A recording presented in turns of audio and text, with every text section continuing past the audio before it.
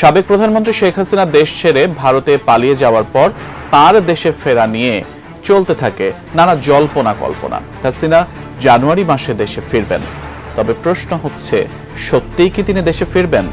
বিস্তারিত জানাচ্ছেন। আপনার কাছে কি মনে হয় তিনি কি ফিরবেন কিনা? উনি ফিরবেন, ফিরতেই হবে ওনাকে।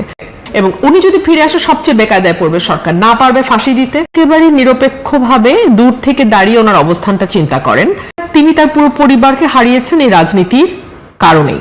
তার সঙ্গে জড়িয়ে আছে তার পরিবারের সঙ্গে তার আরো বৃহৎ পরিবার, তার দল।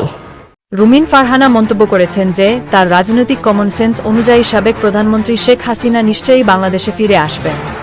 একটি অনুষ্ঠান শেষে সাংবাদিকদের প্রশ্নের জবাবে তিনি এই মন্তব্য করেন।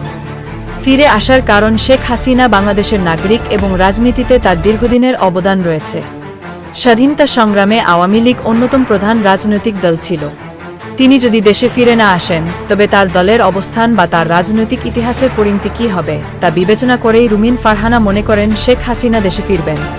রুমিন ফারহানা স্পষ্ট করেন যে শেখ হাসিনার দেশে ফেরার ক্ষেত্রে আইনগত কোনো বাধা নেই, তবে দেশে ফিরলে তাকে আদালতের কাছে আত্মসমর্পণ করতে হবে এবং ফৌজদারি কার্যবিধির সিআরপিআর সাধারণ নিয়ম অনুযায়ী জামিনের আবেদন করতে হবে।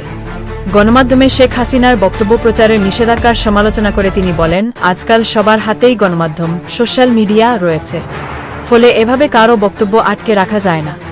তিনি অতীত স্মরণ করিয়ে দিয়ে বলেন, আওয়ামী লীগের আমলে তারেক রহমানের বক্তব্য প্রচারও নিষিদ্ধ ছিল।